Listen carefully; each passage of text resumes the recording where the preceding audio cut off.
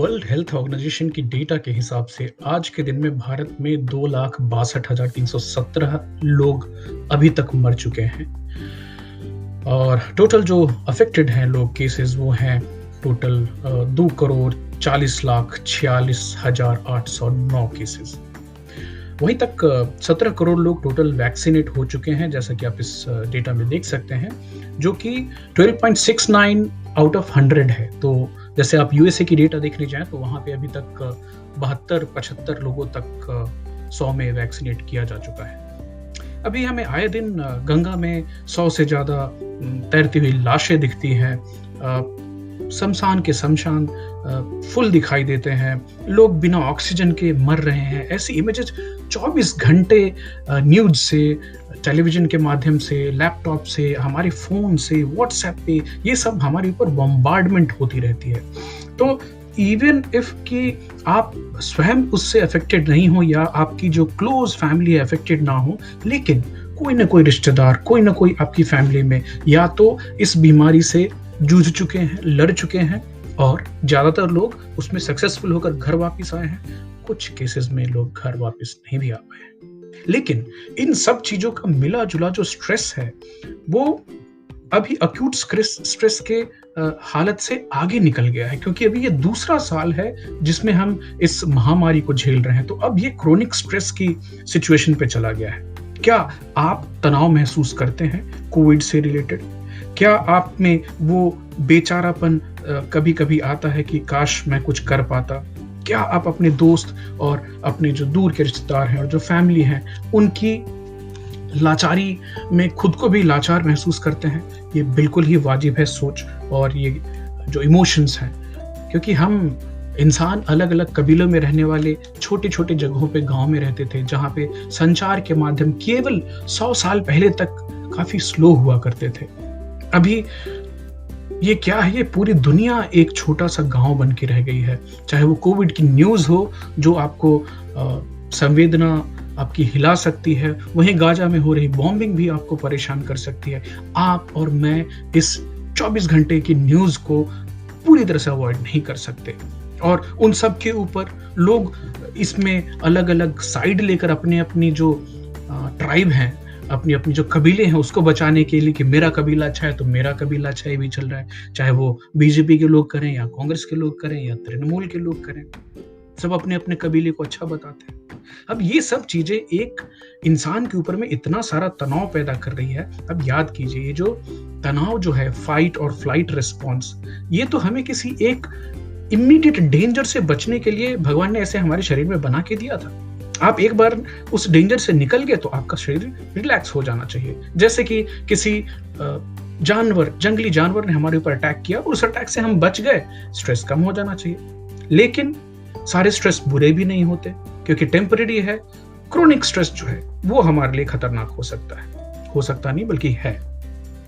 अभी जैसे ही हमने, हमारे शरीर ने, हमारे ब्रेन ने देखा कि एक खतरा है, तो खतरा को देखते हाइपोथैलेमस एड्रिनल ग्लैंड्स को सिग्नल भेजते हैं और वहां से बहुत सारे हार्मोन्स रिलीज होते हैं। ये एक नेचुरल वे है हमारे शरीर को डेंजर से, खतरे से खुद को संभालने का, बचाने का और हमारी जान बचाने का। अभी इसमें एक खास हार्मोन है जिसका नाम लेना चाहूंगा, एड्रेनलिन, जिसको आप एपिनेफ्रिन के नाम से भी जानते हैं। जैसे एड्रेनलिन रिलीज होगी आपकी बॉडी में, आपकी हार्ट रेट बढ़ जाती है, आपकी ब्रीदिंग रेट बढ़ जाती है, मसल्स में ग्लूकोज का कंजम्पशन बढ़ जाता है, जो खून की धमनियां हैं वो कॉन्ट्रैक्ट होती हैं तो ब्लड प्रेशर बढ़ती है, हमारी जो पर्स्पिरेशन है, पसीना निकलना, वो बढ़ जाती है, इंसुलिन की प्रोडक्शन रुक जाती है एड्रेनलिन के रिलीज से, और हमारी जो इम्यून सिस्टम है वो भी थोड़ी देर के लिए स्लो हो जाती है, क्योंकि अभी इमीडिएट डेंजर है, उसको लड़ना है, ना कि बाकी चीजों को चलने देना है। अभी देखिए, ये यूजफुल है क्योंकि या तो हम लड़ेंगे या तो हम भाग जाएंगे, दोनों के लिए हमें शक्ति की जरूरत होती है। लेकिन लॉन्ग टर्म में जो एड्रेनलिन है वो अगर लगातार में मौजूद रहे तो हमारे ब्लड वेसल्स को डैमेज करता है, ब्लड प्रेशर हाई रखता है, हाइपरटेंशन क्रिएट करता है, रिस्क ऑफ हार्ट अटैक और स्ट्रोक बढ़ जाते हैं, हेडेक्स होते हैं, एंजाइटी होती है, इंसोम्निया, नींद ना आना होती है, और वेट गेन होता है। हालांकि एड्रेनलिन के बाद भी एक हार्मोन है जो कि मेन स्ट्रेस हार्मोन है, जिसको बोलते हैं कॉर्टिसोल। अब ये कॉर्टिसोल क्या करती है, ये ब्लड ग्लूकोज के लेवल्स को बढ़ा देती है, हमारे ब्रेन को ग्लूकोज इफेक्टिवली इस्तेमाल करने के लिए प्रेरित करती है, टिश्यू रिपेयर को बढ़ाती है, और नॉन एसेंशियल फंक्शन जो हमारे बॉडी में होंगे, जो अभी जीवन बचाने से रिलेटेड नहीं, उनको कम कर देती है। जैसे इम्यून सिस्टम को ऑल्टर कर देती है, रिप्रोडक्टिव सिस्टम को स्लो करना, ग्रोथ के जो भी प्रोसेसेस हैं उनको रोक देना। इस तरह से ये ब्रेन के उन हिस्सों को अफेक्ट करती है जो कंट्रोल करते हैं आपका भय, मोटिवेशन और मूड को। तो नॉर्मल शॉर्ट टर्म में ये सब तो ठीक है, लेकिन लॉन्ग टर्म में कॉर्टिसोल क्या करता है? वेट बढ़ाता है आपकी बॉडी में, ब्लड प्रेशर बढ़ाता है, स्लीप प्रॉब्लम्स होती है, आपको एनर्जी की कमी महसूस होती है, टाइप 2 डायबिटीज होता है, ऑस्टियोपोरोसिस होती है, ब्रेन फॉग, आप साफ साफ सोच नहीं पाएंगे, मेमोरी की इश्यूज होंगी, आप याद नहीं रख पाएंगे चीजें, आपकी इम्यूनिटी वीक होगी और आप इन्फेक्शंस को आमंत्रित करेंगे अपनी तरफ।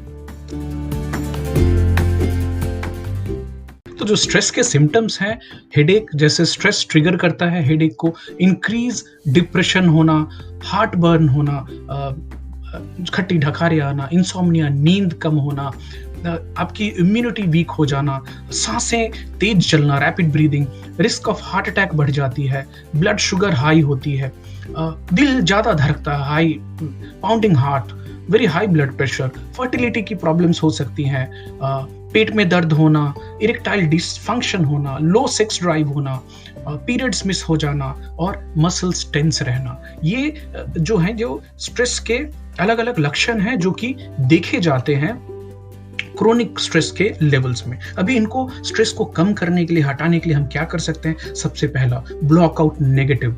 हमारे शरीर में, ब्रेन में मिरर न्यूरॉन्स होते हैं जो कि हम बाहर में चाहे जिस तरह का इमोशन देखें उसको हम मिमिक करते हैं। तो अगर बहुत ज्यादा बाहर में खुशी है माहौल में तो हम खुश महसूस करते हैं, अगर माहौल में बहुत ज्यादा दुख है तो हम भी दुख महसूस करने लगते हैं। तो कितनी न्यूज देखें, कितना इन्वॉल्व हो, ये हमारे ऊपर है। गेट सम फ्रेश एयर, अगर आप घूम सकते हैं, थोड़ी बाहर गार्डन में जा सकते हैं, प्लीज वो कीजिए। किसी से बात कीजिए जिसको आप पूरा भरोसा करते हैं, ट्रस्ट करते हैं। एक मेंटल स्टेप बैक लीजिए कि मेरे दिमाग में क्या चल रहा है। और इसमें एक बहुत इंपॉर्टेंट चीज आती है कि मेरा सर्कल ऑफ कंट्रोल क्या है। अब सर्कल ऑफ कंट्रोल एक ऐसी चीज है जो जिसमें मेरा पूरा नियंत्रण है। उसके बाद है, उसके बाद सर्कल ऑफ इन्फ्लुएंस, शायद कुछ चीजों को मैं इन्फ्लुएंस कर सकता हूँ। और उसके बाद है सर्कल ऑफ कंसर्न, जिसमें आप कंसर्न के अलावा और कुछ कर नहीं सकते, क्योंकि आप कितनी भी चिंता कर लें। तो अक्सर हमारे मैनेजमेंट टर्म्स में कहा जाता है कि आप सर्कल ऑफ कंट्रोल और इन्फ्लुएंस पे ध्यान रखें, जो कंसर्न है उसको छोड़ दें, उसको बहुत बहुत परेशान होकर कुछ कर नहीं पाएंगे। एक बड़ी इंपॉर्टेंट चीज है, remember to breathe. Nothing alters mood and stress like deep conscious breathing. तो कभी भी खुद को तनाव में पाएं, रुकें, 4-5 गहरी सांसें लें, 2 मिनट में आपका मूड डेफिनेटली चेंज होता है। Build up your emotional immune system. चाहे आप योगा करते हो, आप गार्डनिंग करते हो, पेंटिंग करते हो, कॉमेडी करते हो, कुकिंग करते हो, प्लीज प्लीज उसको कीजिए। इन तनावपूर्ण समय में खुद पे समय देना, खुद के इमोशंस को कंट्रोल करना और स्ट्रेंथन करना बहुत इंपॉर्टेंट है।